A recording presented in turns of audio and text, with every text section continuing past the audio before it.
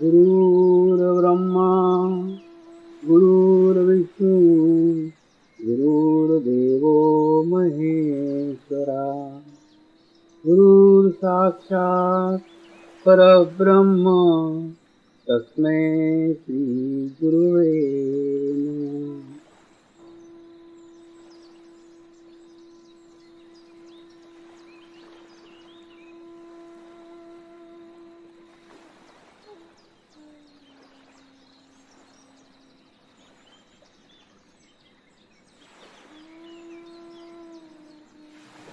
मेरे साथ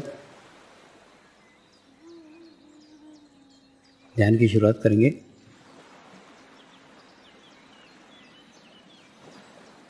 मैं एक पवित्र आत्मा हूँ।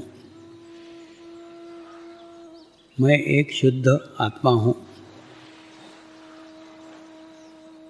मैं एक पवित्र आत्मा हूँ। मैं एक शुद्ध आत्मा हूँ। मैं एक पवित्र आत्मा हूँ। मैं एक शुद्ध आत्मा हूँ। गुरु मंत्र का उच्चारण करेंगे। ओम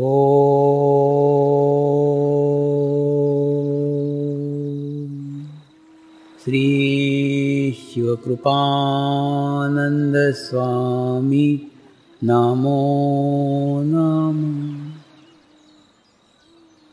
ओम श्री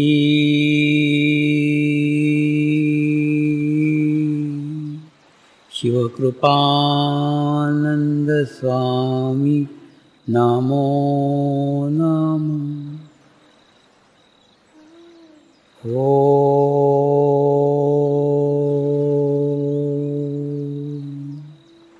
श्री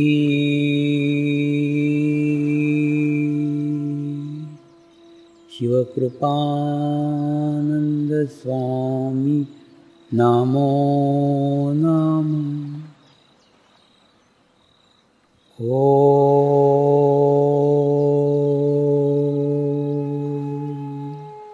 श्री शिवकृपानंद स्वामी नमो नमः। ओम श्री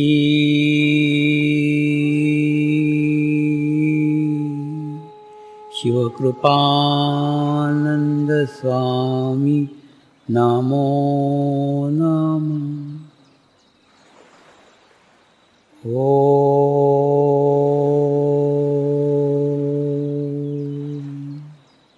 श्री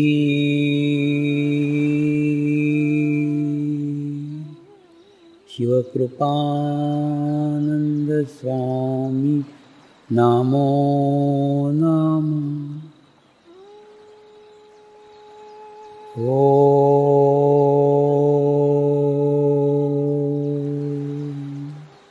श्री शिवकृपानंद स्वामी नमो नमः।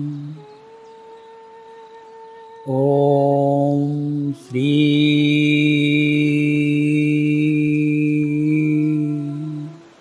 शिवकृपानंद स्वामी नमो नमः। ओम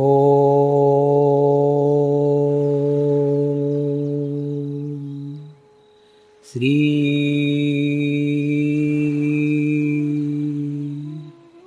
शिवकृपानंद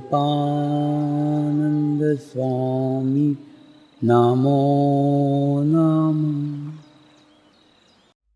कार्यक्रम की शुरुआत एक पंडित जी उनके दो बच्चों से की कहानी से कर रहे हैं।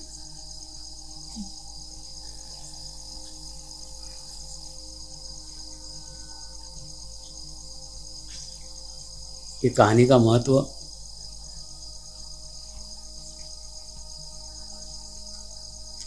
शिविर के अंतिम दिन अवश्य है।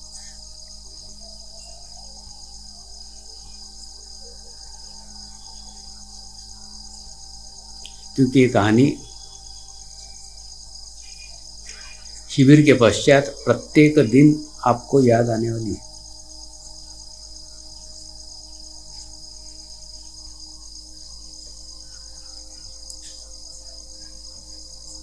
एक पंडित जी थे,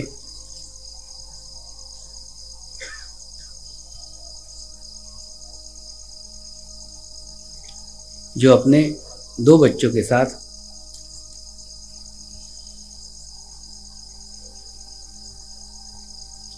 पूजा घर में ध्यान के लिए गए थे।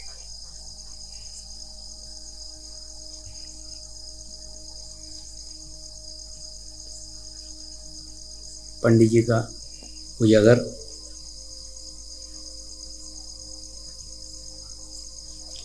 एकदम पवित्र शांत वातावरण में था।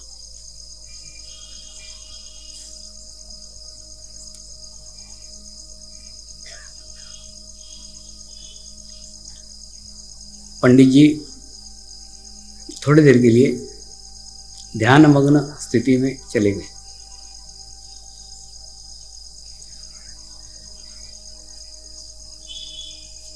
साथ में उनका बड़ा लड़का था, वो भी ध्यान की स्थिति में चला गया।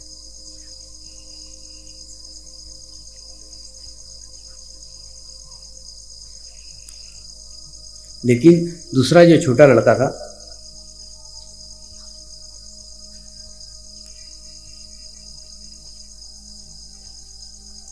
वो थोड़ा नटखट था, चंचल था।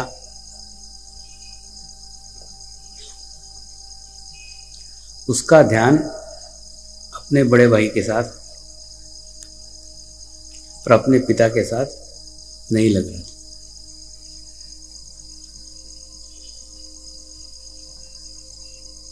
ध्यान में उसको अलग अलग विचार आ रहे थे।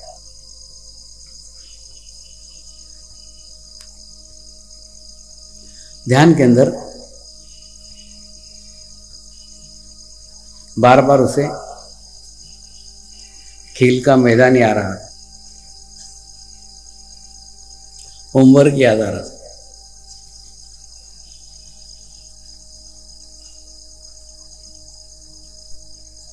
उसने अपने बड़े भाई की तरफ देखा।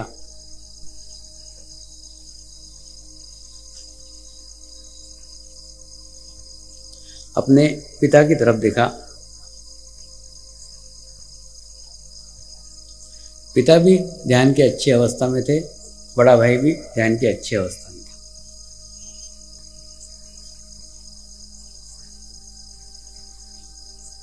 छोटे भाई ने धीरे धीरे आंखें खोली और प्रयास किया अपने आप को वहां बिठाए रखने का।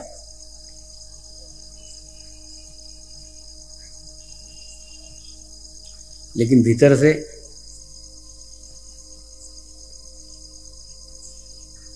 जो खेलने की इच्छा जागृत हो रही थी,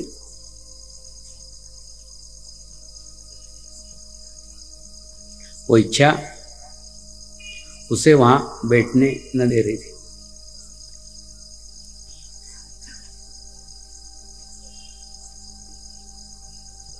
उसने पिता की ओर देखा। पिता की आंखें बंद थी। बड़े भाई की ओर देखा, बड़े भाई की भी आंखें बंद थी।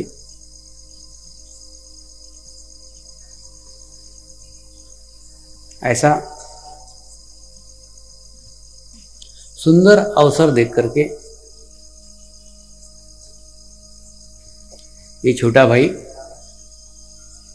उस पूजा घर के बाहर चला गया और पूजा घर के बाहर जाके पड़ोस के ही मैदान में गिल्ली डंडे खेलने लगे।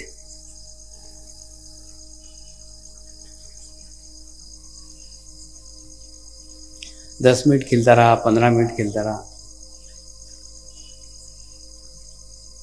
लेकिन 15 मिनट के बाद भी उसको खेलने में मजा नहीं आ रहा था। अकेले क्या खेले, कोई तो भी खेलने के लिए साथ होना चाहिए। फिर वो चुपचाप धीरे धीरे पूजा घर की ओर गया। पूजा घर के खिड़की में से अपने बड़े भाई की ओर देख रहा था। जो बड़ा भाई ध्यान कर रहा था, मेडिटेशन कर रहा था। उसने धीरे से बड़े भाई को इशारा करने की कोशिश की।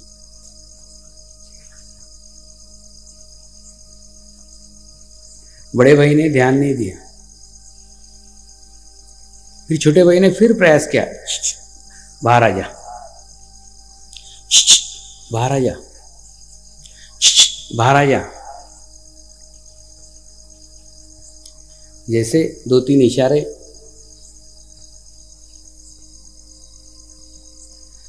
बड़े भाई तक पहुंचे, बड़ा भाई भी विचलित हो गया। छोटे भाई ने खिड़की में से उसको गिल्ली डंडा दिखाया, बाहर आ जा, खेलेंगे। थोड़े क्षण के लिए बड़े भाई की भी इच्छा हुई कि बाहर जाके मैदान में गिल्ली डंडा खेलना चाहिए।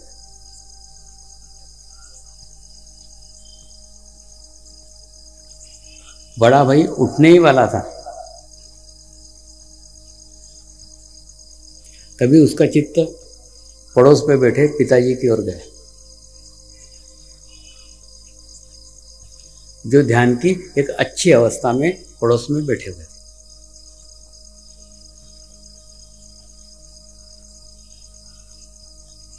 फिर उसने सोचा, अगर मैं छोटे भाई के साथ खेलने के लिए चला गया तो छोटा भाई तो छोटा है इसलिए बच जाएगा, मैं बड़ा हूं, पिताजी मुझे डांटेंगे कि पूजा घर से ध्यान छोड़ के खेलने के लिए क्यों गए। उस पिताजी के डर के मारे क्यों न हो, बड़ा भाई अपनी जगह से नहीं हिला। छोटे भाई ने अनेकों प्रयास किए, अनेकों प्रयत्न किए कि बड़ा भाई बाहर आ जाए, लेकिन बड़ा भाई टस का मस नहीं हुआ, हिला ही नहीं। आखिरी में जाके छोटा भाई हार गया, गिल्ली डंडा फेंक दिया। उसने सोचा अकेला गिल्ली डंडा खेलने का तो मजा ही नहीं है, और ये बड़ा भाई उठता नहीं है, चलो अपनी जाके ध्यान करते हैं, अपनी जाके मेडिटेशन करते हैं। तो बाद में ये छोटा भाई अपने बड़े भाई के साथ और अपने पिताजी के साथ ध्यान करने लग गया, और थोड़ी देर बाद उसको भी ध्यान की वो अवस्था प्राप्त हो गई जो बड़े भाई को प्राप्त थी, जो पिताजी को प्राप्त थी।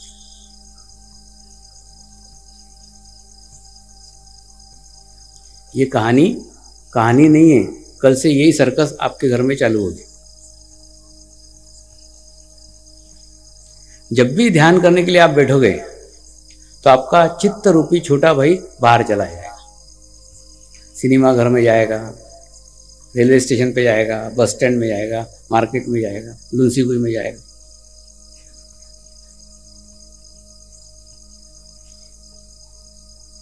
और बार बार घूमता ही रहेगा,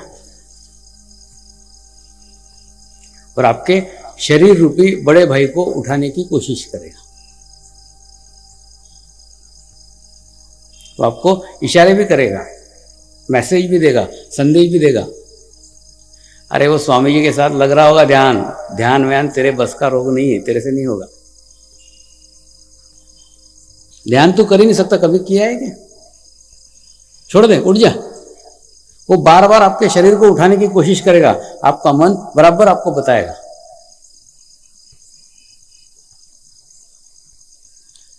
लेकिन आपने उस मन की बात मांगी, उसकी बात को अगर आप मानोगे तो आपका ध्यान कभी नहीं लग सकता। जिस प्रकार बड़ा भाई पिताजी के डर के मारे क्यों न हो बैठा रहा, उसी प्रकार आपका ध्यान लगे या न लगे, आप एक नियम बनाओ कि सवेरे 6 बजे से 6:30 बजे तक आधा घंटा मैं ध्यान करूंगा या मैं ध्यान करूंगी, चाहे ध्यान लगे या नहीं लगे, आप नियम बनाओ। शुरू शुरू में ये चंचल मन बार बार बाहर जाएगा, लेकिन कुछ दिन के पश्चात सारे जगह भटक करके बाद में वो स्थित हो जाएगा, घूमना बंद हो जाएगा और आप ध्यान की एक उच्च अवस्था में जा सकते हैं। लेकिन उसके लिए आपको आपके शरीर पे नियंत्रण करने की आवश्यकता है, आपको आपके शरीर पे कंट्रोल करने की आवश्यकता है। इसलिए एक आधे घंटे का नियम बनाइए। मैंने कल ही बताया था, आधे घंटे आप आपकी आत्मा के साथ रहें।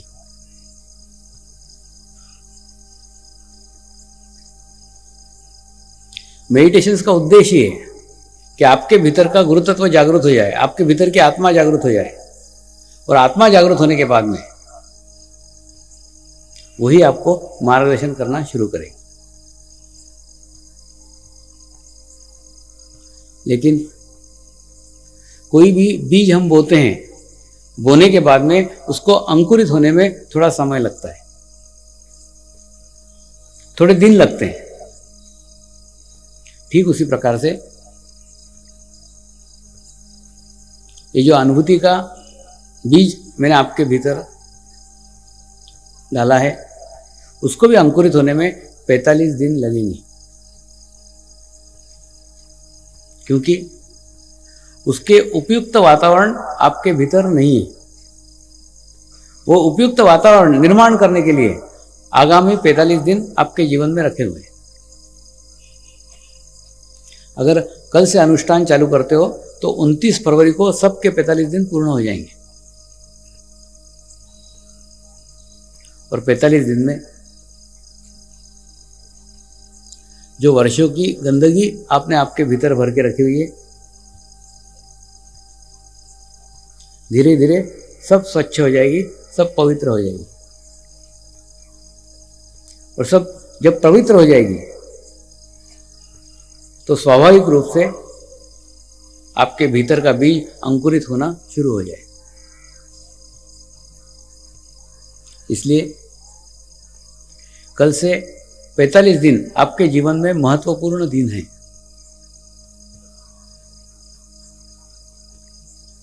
परमात्मा ने आपको यह अनुभूति तब कराई जब आप सामूहिकता में आए, जब आप कलेक्टिविटी में आए। तो कोशिश करो कि सवेरे अपने घर पे ध्यान करो, शाम को जो ध्यान केंद्र बने हुए वहां पे जाके 45 दिन के अनुष्ठान में आप बैठो। जितनी सामूहिकता में बैठोगे, जितने कलेक्टिविटी में बैठोगे, उतनी आज आपको आवश्यकता है। आपकी स्थिति ऐसी नहीं है कि आप अकेले ध्यान कर सको। इसलिए जब ध्यान करने वाले व्यक्ति आसपास बैठे होंगे, आपका भी ध्यान लगना शुरू हो जाएगा। जैसे एखादा व्यक्ति का पैर का हड्डी फ्रैक्चर होता है, तो फ्रैक्चर होने के बाद में डॉक्टर 45 दिन का प्लास्टर चढ़ाता है। ये 45 दिन का प्लास्टर चढ़ाया गया है, और प्लास्टर खुलने के बाद आपकी हड्डी सेट हो जाना चाहिए। तो ये भी एक प्रकार का प्लास्टर ही है। 45 दिन तक आपको गुरु शक्ति का पूर्ण प्रोटेक्शन रहेगा, क्योंकि जिस प्रकार झाड़ लगाने के बाद में, पौधे लगाने के बाद में पौधों की देखरेख करने का कार्य माली का होता है, ठीक उसी प्रकार से 45 दिनों तक आपके ऊपर निरीक्षण करने का, आपके ऊपर ध्यान रखने का कर्तव्य मेरा है।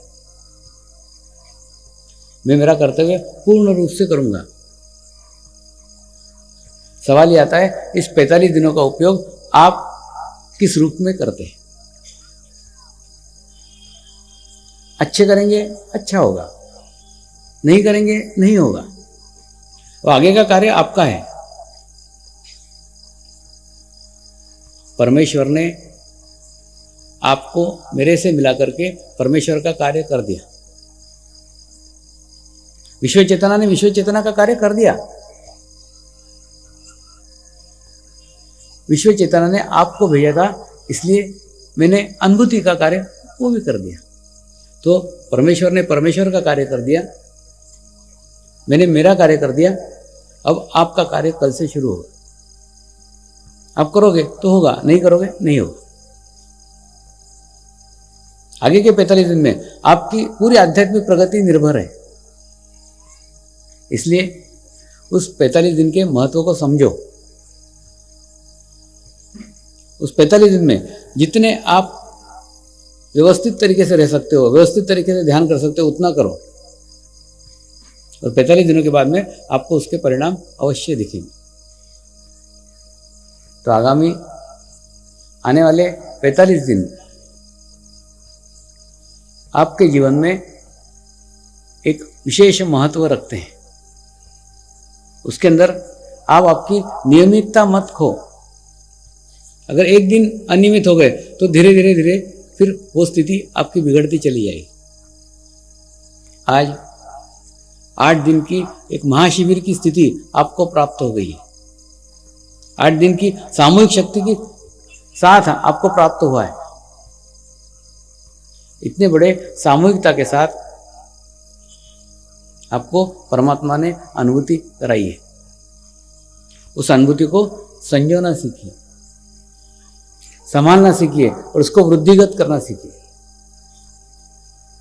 जब ऐसे शुद्ध इच्छा के साथ आप 45 दिन ध्यान करोगे और 45 दिन के बाद में आपको उसके परिणाम आएंगे। आपकी आज कोई भी समस्या हो, आज की आप कोई भी प्रॉब्लम हो, उस प्रॉब्लम को कागज में लिख के फोटो के नीचे रख दो। फोटो आपको मन को केंद्रित करने के लिए दिया जा रहा है। ध्यान उस फोटो के सामने करते हैं जो फोटो सूक्ष्म शरीर का है। उस फोटो को बनाने में उस साधक को 3 साल लगे हैं। जब तक सूक्ष्म शरीर के दर्शन नहीं हुए वो नहीं बना पाए। ये कैमरे से लिया हुआ फोटोग्राफ्स नहीं। दूसरा, एक नवजात शिशु को इस नई दुनिया में जन्म लेने के पश्चात अगर वो किसी को जानता है, अगर वो किसी को पहचानता है, तो वो एक ही है, वो उसकी माँ। क्योंकि माँ ने 9 महीने उसको पेट में रखा हुआ है, तो 9 महीने उसका संपर्क उस माँ के साथ जुड़ा रहा, उसके विचारों के साथ जुड़ा रहा, उसके स्पर्श के साथ जुड़ा रहा। तो जन्म लेने के बाद बच्चा अपने माँ का स्पर्श बराबर पहचानता है, माँ की आवाज बराबर पहचानता है, माँ के विचार बराबर पहचानता है। तो नवजात शिशु के लिए उसकी माँ सबसे पास की रहती है, सबसे करीब की रहती है। इसलिए माँ का स्पर्श उसके लिए सबसे निकट संबंध रखता है। ठीक ऐसा का ऐसा ही है। मैं आपके आत्मा की माँ हूं, लेकिन माँ के साथ सदैव नहीं रहा जा सकता। लेकिन चित्त से रहने के लिए एक प्रतीक के रूप में आपको फोटो दिया गया है कि आप फोटो देख के कल्पना करो कि आप मेरे सानिध्य में ही हैं, आप मेरे पास में ही हैं। तो वो सानिध्य को महसूस करोगे तो आपके भीतर एक सुखद संवेदनाएं जागृत होंगी। और जब जाने अनजाने में आपका चित्त जब फोटो पे रहेगा तो आप उस सूक्ष्म शक्ति के साथ जुड़े रहोगे, जो सूक्ष्म शक्ति के साथ 80,000 लोगों की सामूहिक शक्ति कार्यरत है। एक प्रतीक है फोटो, क्योंकि उस फोटो के माध्यम से आप सामूहिकता के साथ जुड़ रहे हो। अगर आंखें बंद करके आपका मन लुंसी हुई जाए, बस स्टैंड जाए, स्टेडियम जाए, तो आंखें खोल करके ध्यान करो। क्योंकि जब फोटो के सामने बैठे रहोगे आपको पता रहेगा कि आप ध्यान करने के लिए बैठे हो, तो आपको कोई विचार नहीं आएंगे। और कल्पना कीजिए कि विचार आते हैं तो आप प्रार्थना करो। अपने मार्ग में सबसे आसान तरीका है प्रार्थना। प्रार्थना से हम चित्त से गुरु के साथ जुड़ जाते हैं। बचपन में जब हमारे माँ के साथ हम चलते थे, तो जब पैदल नहीं चल सकते थे तो माँ को प्रार्थना करते थे, माँ के गोद में बैठ जाते थे। ठीक उसी प्रकार से कल से अगर ध्यान करने के लिए बैठो और ध्यान नहीं लगे तो प्रार्थना करो, स्वामी जी मैं बार बार प्रयत्न कर रहा हूँ या प्रयत्न कर रही हूँ, फिर भी मेरा ध्यान नहीं लग रहा है, कृपया ध्यान लगाने की कृपा करें। ऐसी 3 बार प्रार्थना करके देखो, आपका ध्यान लग जाएगा। दूसरा, प्रार्थना वही व्यक्ति करता है जो अपने अहंकार से परे जाता है, अहंकार के ऊपर जाता है। आपके भीतर का अहंकार आपको प्रार्थना नहीं करने देगा। अगर उसमें क्या नहीं हो रहा है, प्रार्थना करो, प्रेयर करो। तो जैसे प्रार्थना करेंगे वैसे आप देखेंगे आपको एक ध्यान की स्थिति प्राप्त हो गई। दूसरा मंत्र एक सशक्त माध्यम है जीवंत सामूहिक शक्ति के साथ जुड़ने का। आज हजारों लोग जाति, धर्म, रंग, देश, भाषा सब छोड़ करके उस मंत्र के साथ जुड़े हुए हैं। ऐसा नहीं कि यहां अलग पद्धति है, बाहर अलग, एक ही पद्धति, एक ही मेथड।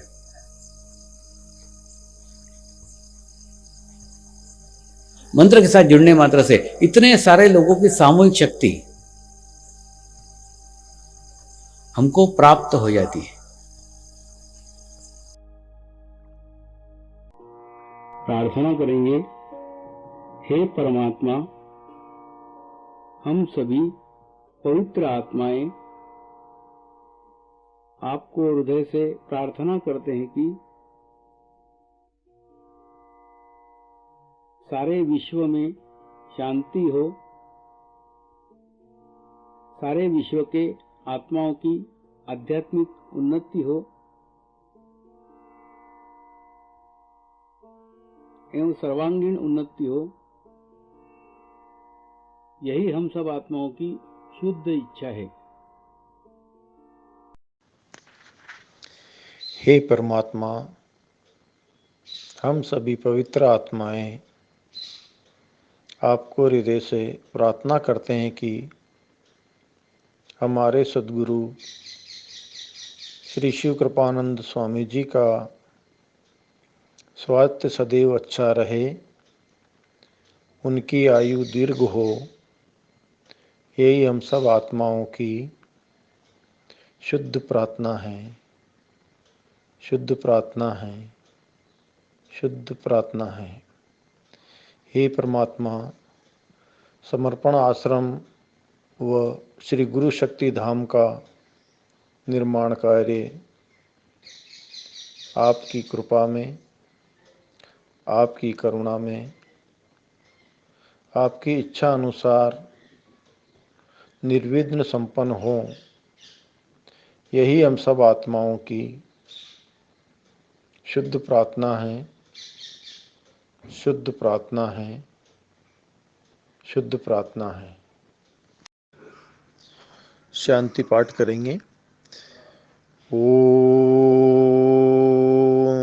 ध्यो शांति अंतरिक्ष गुम शांति पृथ्वी शांति रापः शांति औषधयः शांति वनस्पतयः शांति विश्वे देवाः शांति ब्रह्म शांति सर्वगं शांति शांति एव शांति सामा शांति एधि ओम शांति शांति शांति सर्व इष्टसु शांति भवतु।